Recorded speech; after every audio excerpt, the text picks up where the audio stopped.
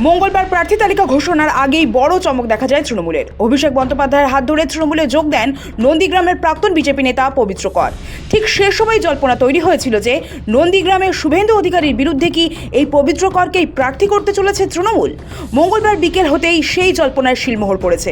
শুভেন্দুর খাস তালুক নন্দীগ্রামে পবিত্র করকেই প্রার্থী ঘোষণা করে দিল তৃণমূল। ভবানীপুরে মমতা বন্দ্যোপাধ্যায়ের বিরুদ্ধে এবার শুভেন্দু অধিকারীকে প্রার্থী করেছে বিজেপি। সোমবার নয়াদিল্লি থেকে তা আনুষ্ঠানিকভাবে ঘোষণা করা হয়েছে। তারপর থেকেই রাজ্য রাজনীতিতে কৌতূহল ছিল যে নন্দীগ্রামের শুভেন্দুর বিরুদ্ধে কাকে প্রার্থী করবে তৃণমূল। কোনো হেভিওয়েট প্রার্থী দেবে কি, কে তিনি, কি তার নাম। মঙ্গলবারই সেই রহস্যের মেঘ কেটে যায়। শুভেন্দুর নাম ভবানীপুরের প্রার্থী হিসেবে ঘোষণার আগে থেকেই শোনা যাচ্ছিল। নন্দীগ্রামে স্থানীয় কোনো নেতাকে প্রার্থী করতে পারেন মমতা, অভিষেক, এবং সেই তিনি হতে পারেন পবিত্র কর। শেষমেশ হলেও তাই। বিজেপির ব্লক সভাপতি এবং একদা শুভেন্দু ঘনিষ্ঠ নেতা পবিত্রকে নন্দীগ্রামে প্রার্থী করেছে তৃণমূল। কে এই পবিত্র কর? নন্দীগ্রাম 2 নম্বর ব্লকের বয়াল 1 নম্বর গ্রাম পঞ্চায়েতে একাধিকবার প্রধান ও উপপ্রধানের দায়িত্ব সামলেছেন পবিত্র। 2020 সালের 22শে নভেম্বর দিলীপ ঘোষের হাত ধরে বিজেপিতে যোগদান তার।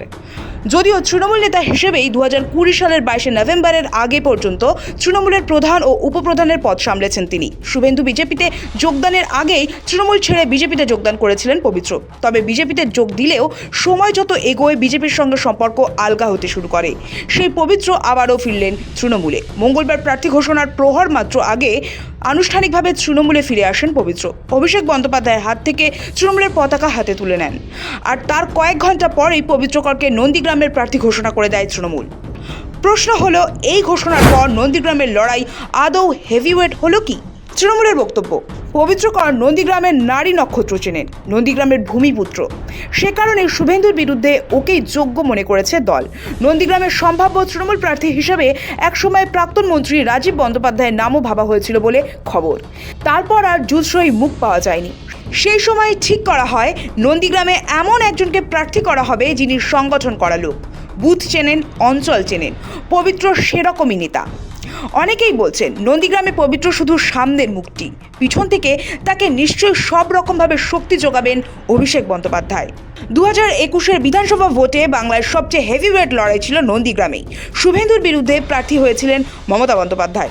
এবার আর সেটা রইল না, বরং এবার সবচেয়ে জম্পেশ লড়াই হতে চলেছে ভবানীপুরে। এও বলা যেতে পারে এই ভোটে লড়াইয়ের এপিসেন্টারই হয়ে গেল ভবানীপুর। সৌভিক সান্যালের রিপোর্ট, সময় কলকাতা।